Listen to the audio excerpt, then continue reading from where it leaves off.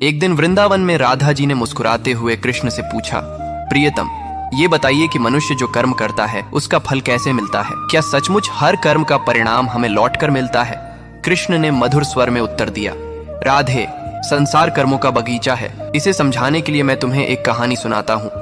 एक बार एक राजा ने अपने 3 मंत्रियों को बुलाया और उन्हें आज्ञा दी कि वे अपने अपने थैले लेकर बगीचे में जाएं और वहां से अच्छे अच्छे फल जमा करें। तीनों मंत्री अलग अलग बाग में गए। पहला मंत्री ईमानदार था।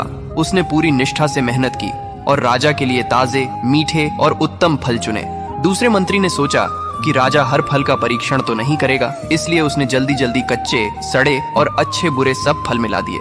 तीसरे मंत्री ने सोचा राजा तो थैला देखकर ही संतुष्ट हो जाएगा, खोल कर कौन देखेगा, इसलिए उसने आलस्य में आकर अपने थैले में सिर्फ घास पत्ते भर लिए।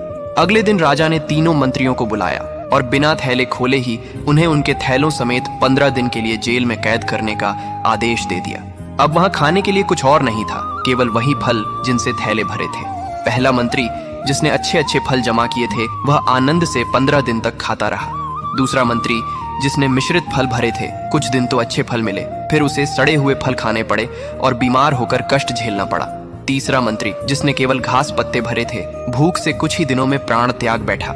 कृष्ण ने राधा की ओर देखकर कहा, राधे, यह संसार भी उसी बगीचे जैसा है। हर मनुष्य अपने कर्मों से अपना थैला भर रहा है। जो सच्चे, पवित्र और शुभ कर्म करेगा वही सुख और शांति पाएगा। जो मिलावट करेगा उसे फल भी उसी के अनुसार मिलेंगे, और जो केवल आलस्य और बुरे कर्म करेगा उसके पास अंत समय पर कुछ भी नहीं बचेगा। इसलिए जीवन में हर पल अच्छे कर्मों का संग्रह करना चाहिए, क्योंकि यही आगे चलकर हमारे जीवन का सहारा बनते हैं। जय श्री कृष्ण।